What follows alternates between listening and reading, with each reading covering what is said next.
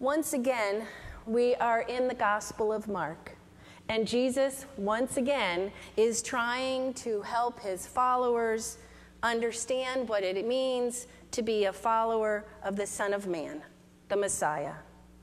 This time, he tells them that whoever wants to be first must be last of all and servant of all. On this final leg to the Jerusalem, Jesus is trying once again to teach the disciples and prepare them for the time ahead. But the disciples don't get it. They don't get it. Matter of fact, they're just arguing over who was the greatest, who was the most deserving. And yet we sit here some 2,000 years later. Sometimes I feel a little smug about it, and I think, what was wrong with those disciples? Why couldn't they get it? But this passage teaches us that maybe we really don't get it as much as we think we do. What Jesus was teaching them was radical for their time. He was turning their world upside down, and this lesson is just as challenging for us today. It's still radical. It's still a new way of living. Love all people, even our enemies. Help the stranger, feed the hungry, take care of people with mental illnesses, our elderly, people with little education. I could go on, couldn't I? Because in our society, unfortunately, it's really more about me and mine and what can I get out of it. But Jesus teaches us the opposite, and it's still radical, isn't it? When Jesus takes the little child onto his lap and tells them that whoever welcomes one such child in my name welcomes me, he is not being warm and fuzzy about children in particular. You see, children at the time were not revered like we do today. Children were considered the bottom of the food chain, right along with slaves and other people who didn't contribute to society. So when Jesus puts the child on his lap, the disciples would have been confused. Welcome such a lowly thing as a child? Jesus was making it clear to them and to us that we are to welcome all people, that we are to love all people, care for all people, even someone as lowly as a child. So this isn't a sweet little scene of Jesus tenderly hugging the child. Jesus, once again, is rocking the boat, shaking things up, and turning things upside down. The way that they were living and thinking about glory and greatness wasn't correct. Jesus had told them already that in order to gain life, you must lose your life. And now, when they think they've got it, and they know how to get to the top, Jesus tells them that you must be last and servant to all. Americans in particular say that children are really, really important to us. We have all kinds of ways of helping our children. We have drama and sports and music and gymnastics. We have all kinds of ways of helping them. They have more toys than most people can effectively store. But Jesus teaches us that children are important. But I question whether or not we really do place children high on our value list. When Jesus takes a little child and tells them, whoever welcomes one such child, welcome me, he's not being warm and fuzzy. In the United States, nearly 16 million children in the United States are living in homes that are food insecure.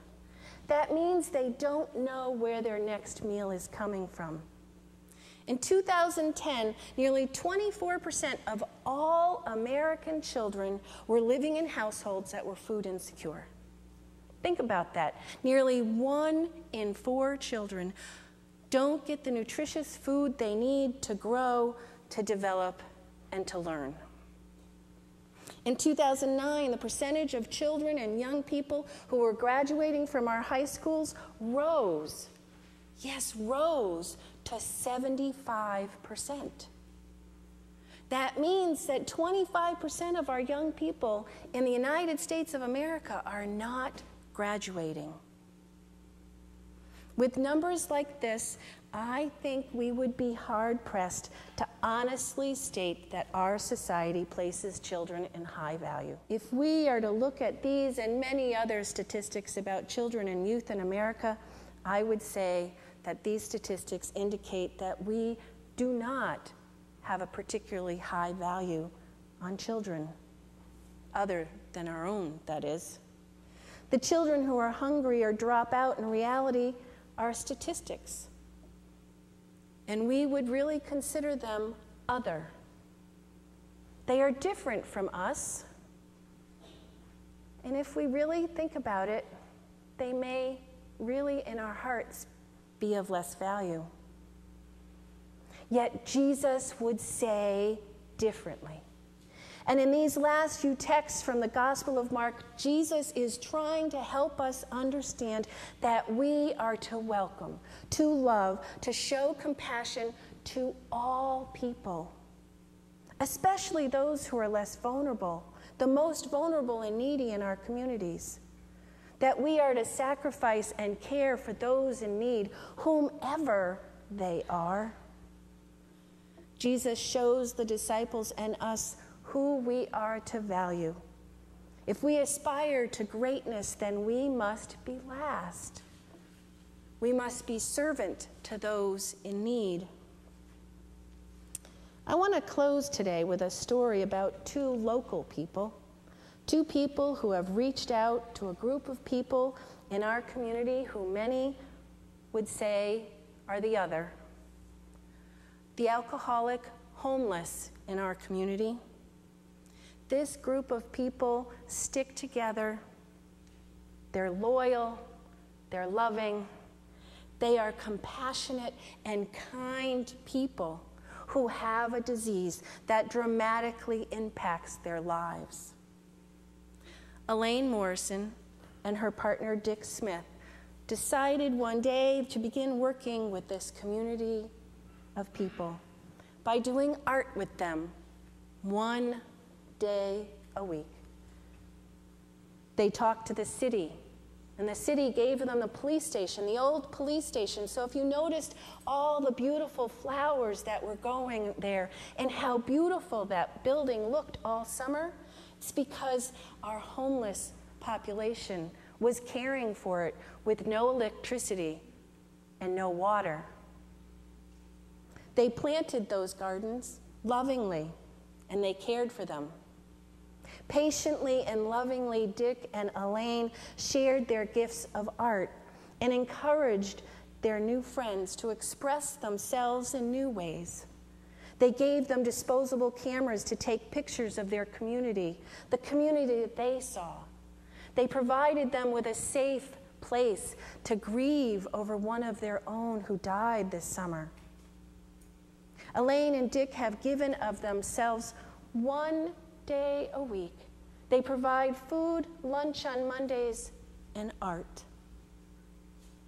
They have given of themselves to this group of people who many in our community would shun. Yet at this time, their efforts, 6 of the people in that community are trying to get sober. 2 strangers cared enough to recognize the humanity and loved these people, gave them hope. Whoever wants to be first must be last. Dick and Elaine have demonstrated to us what Jesus is talking about. They have welcomed not just the homeless of the community, but they have also welcomed Jesus and the one who sent him.